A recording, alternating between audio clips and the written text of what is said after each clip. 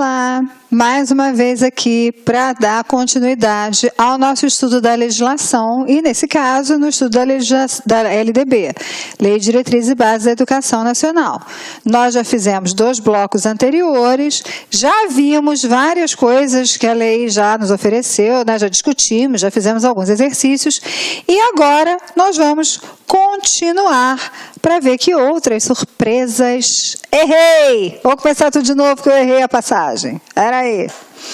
Começando tudo de novo, tá? Porque eu passei errado o slide. Vamos lá. Olá, estamos aqui de volta para continuar o nosso estudo da legislação educacional. Nesse caso, a nossa continuidade diz respeito à Lei de Diretrizes e Bases da Educação Nacional, a nossa conhecida, queridíssima LDB, não é verdade? Então, já vimos algumas questões, já estudamos alguma parte anterior, já vimos algumas coisas da educação básica, já vimos os níveis, já vimos o que é educação, já vimos princípios, já vimos finalidades.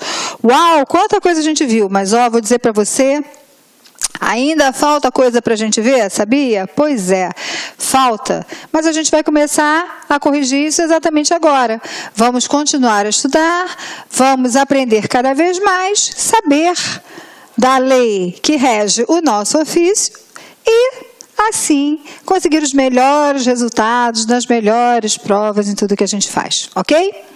Continuando as aulas anteriores que nós já tivemos, agora a gente vai pegar o que está presente na LDB a respeito de currículo. Sim, esse assunto que você sabe que está sempre presente nas provas, que todo mundo pergunta, que gera dúvidas, que tem mudanças, que a gente precisa ficar de olho, né? Então, aqui a gente está falando do currículo na educação básica, de uma forma ampla. Então, lembra, o que compõe mesmo a educação básica? Pois é, educação infantil, o ensino fundamental e o ensino médio.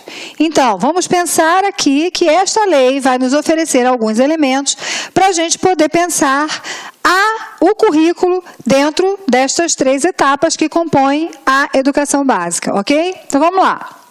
Artigo 26 da lei, ele vai dizendo o seguinte, se vocês olharem, ele tem uma modificação, mas ele é de 2013, a primeira modificação de 2013.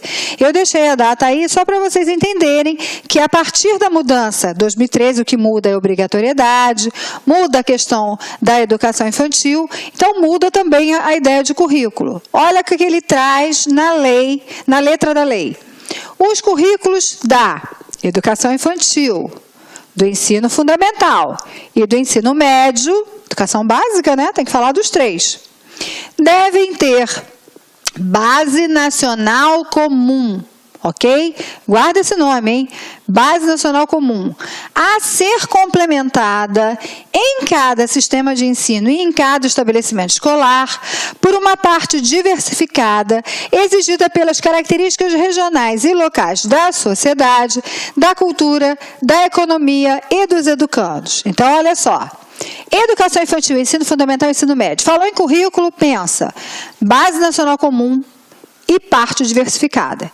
Base nacional comum, como o nome diz, é uma base que tem uma discussão nacional, porque ela é presente em todo o Brasil e ela é comum a todas as escolas. A parte diversificada não é base nacional comum porque ela é diferente. Por quê? Porque ela é aquilo que vai trazer para este currículo as características regionais e locais da sociedade, a cultura, a economia, tudo aquilo que diz respeito àqueles alunos. Então, é esse desenho, ó. Base nacional comum, parte diversificada. Um complementa o outro. Para dar um exemplo, ok, os alunos vão aprender artes. Artes é um conteúdo curricular da educação básica. Mas ele mora lá no lugar onde aquela arte com argila é altamente conceituada, tem excelentes artistas. Ou ele mora no lugar, por exemplo, em São Paulo, onde você tem os grafites como obra de arte. Os 2 são arte, mas o que eu ensino? Faz sentido eu começar a ensinar arte com grafite para para os alunos que moram lá no sertão do Piauí? Não faz. Então, o que compõe o componente de arte, aquilo que a gente vai além da base nacional comum, tem que ser a expressão dessa regionalidade, dessa questão local, e por isso é que compete a cada sistema de ensino e a cada estabelecimento de ensino pensar em definir que experiências são essas que são levadas a título de toda a questão da parte que vai complementar a base nacional, ou seja, esta parte diversificada. Ok? Bom, essa mudança tinha acontecido em 2013 e ela continua assim, ó. Os currículos devem abranger o estudo da língua portuguesa e da matemática, o conhecimento do mundo físico e natural e da realidade social e política, especialmente do Brasil. Esses currículos aqui são base nacional comum. Tem que ter. Você sai daqui, vai para uma escola lá, sei lá, no Rio Grande do Norte. Tem que ter esses conhecimentos. Vai para uma escola no Mato Grosso, tem que ter esse conhecimento. Vai para uma escola lá no Rio Grande do Sul, tem que ter esses conhecimentos. Essas áreas estão presentes, tá? Agora, para complementar isso daqui, em 2017, houve uma alteração no que diz respeito ao componente curricular de arte. Olha só o que a lei diz agora. O ensino da arte, especialmente em suas expressões regionais, constituirá componente curricular obrigatório da educação básica. É o seguinte, era, deixou de ser, voltou a ser. A nossa lei é assim, fantástica, né? Então, vamos lá. A arte nas suas expressões regionais. Então, não adianta você ficar estudando história da arte. A gente está falando especialmente da arte nas expressões regionais, que é componente curricular obrigatório da educação básica. Componente curricular obrigatório não é a disciplina necessariamente. Componente curricular obrigatório é o aluno ter acesso a esse estudo, acesso a esse tema, acesso a essas discussões. As artes visuais, a dança, a música e o teatro são as linguagens que constituirão o componente curricular arte. Então, se o menino tem no currículo dele aula de música, música é arte. Ele está sendo contemplado com o componente curricular. Se ele tem aula de teatro, ele está sendo contemplado com o componente curricular. Se ele tem aula de artes visuais ou de dança, do mesmo jeito. Então, todas essas áreas, tá? Todas essas linguagens compõem o que a lei entende como arte, aquela que faz parte de toda a educação básica, aquele conteúdo que é obrigatório em toda a educação básica. Continuando, outro assunto e outro componente curricular para além daqueles que a gente já viu, tá? Educação física. Educação física, gente, integrada à proposta pedagógica da escola, é componente curricular obrigatório da educação infantil e do ensino fundamental, sendo sua prática facultativa ao aluno. Então, vamos entender? Educação física integrada à proposta da escola. Componente curricular obrigatório da educação infantil e do fundamental. Ó, quem saiu? Quem saiu? Não tem obrigatoriedade aqui escrita para o ensino médio, tá? A prática é facultativa ao aluno, que cumpre a jornada de trabalho igual ou superior a 6 horas. Então, trabalha 6 horas ou mais, a prática é facultada. Ou seja, faz a prática se quiser, mas o componente curricular ele continua existindo, tá? É só a prática, o garoto vai ter que ter avaliação, frequência e tudo mais. A prática é facultada. É facultada também para aqueles que têm mais de 30 anos de idade. Também é facultada para quem estiver prestando serviço militar inicial ou que em situação similar estiver obrigado à prática de educação física. Então, tem algumas situações em que o sujeito está fazendo o serviço militar ou então faz alguma coisa que tem uma prática de educação física muito intensa. Ele tem a prática da disciplina na escola facultada.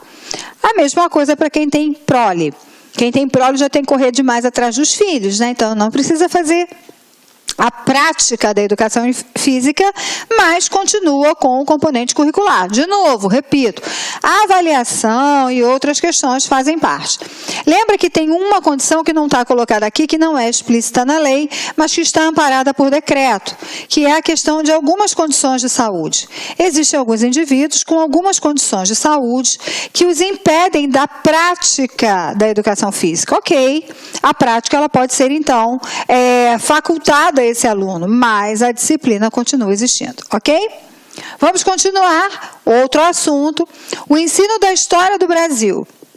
História do Brasil, a gente precisa conversar muito sobre ela, até porque as visões que nós, enquanto estivemos na escola, construímos sobre a história do nosso Brasil, são visões assim muito eurocêntricas, muito fincadas no olhar europeu de dominador, né? E sem considerar o olhar dos outros povos que estavam aqui e das lutas desses povos. Então, a história do Brasil, de acordo com a lei, vai ter que levar em conta as contribuições das diferentes culturas e das diferentes etnias para a formação do povo brasileiro, e especialmente das matrizes indígena, africana e europeia. Então, é trabalhar a história do Brasil, considerando todas as contribuições dos povos e saindo daquela vertente eurocêntrica, ampliando para as contribuições indígenas e para as contribuições africanas. Isso é, de fato, como se a gente estivesse voltando atrás, recuperando, tá? Considerando algumas coisas que até bem pouco tempo atrás não eram consideradas na educação brasileira, no ensino e na aprendizagem da história do nosso país. No currículo do ensino fundamental, a partir do 6º ano, será ofertada a língua inglesa. Notem que é 2017. Você vai dizer assim, mas já ofertava a língua inglesa antes? Sim, já ofertava. Mas muda a redação, muda o interesse, muda alguma coisa e isso muda também. E o que mudou aqui de muito importante? No currículo do ensino fundamental, tinha que, antes dessa perspectiva de 2017, era ofertada uma língua estrangeira, a critério, a cargo de escolha do sistema de ensino. Então, o sistema de ensino podia optar por francês, o sistema de ensino podia optar por espanhol, pela língua que fosse. E agora, de acordo com a legislação, no currículo do ensino fundamental, a partir do 6º ano, a oferta da língua inglesa entra como uma obrigatoriedade. Ficou claro para você? Você que é professor de inglês pode ficar mais feliz, né? Porque surgirão várias oportunidades para você. Porque o inglês entra como a disciplina, a língua obrigatória para as crianças a partir do 6º ano. Ainda numa alteração de 2017... Olá, meus amigos, minhas amigas, quero convidar você que está se preparando para o concurso do Colégio Pedro II do Rio de Janeiro. Nós aqui do Lá Concurso preparamos um super curso para você, uma super preparação para você ficar competitivo. São mais de 220 horas, de aula, aborda todos os pontos do edital. Nós temos uma programação de atualização do site, principalmente das legislações específicas para você gabaritar. Sabe quanto custa tudo isso? Apenas 10 mensalidades de R$ 25,00. 10 mensalidades de R$ 25,00, você vai assistir o restante dessa videoaula e mais o nosso curso completo e ainda o nosso projeto pedagógico vencedor chamado de Personal Coach. No Personal Coach você vai ter uma meta todos os dias e papo reto, se você cumprir essa meta, se você seguir as nossas orientações, eu tenho certeza absoluta que lá no dia da prova, no dia 10 de setembro, você estará competindo por vagas, você estará altamente competitivo, tá certo, meus amigos? Olha só, você gostou dessa videoaula? Isso aqui é só uma pequena demonstração, tá? Pequena demonstração, colocamos apenas 50 aulas nossas, não foram aulas inteiras, foram aulas aí fracionadas no YouTube, são mais de 220 aulas que nós temos à sua disposição no site do LAC Concursos, tá certo? Se você quer o material de apoio dessa videoaula, então clique aqui embaixo, material de apoio, você pode baixar, pode fazer o seu download gratuitamente no site do LAC Concurso, tá certo? Meus amigos e minhas amigas, espero vocês. Venham estudar conosco, Colégio Pedro II, 10 de 25. Você não vai se arrepender. Você vai ficar fã de carteirinha do LAC Concurso. Forte abraço, fique com Deus. Espero vocês. Tchau. Clic-clac.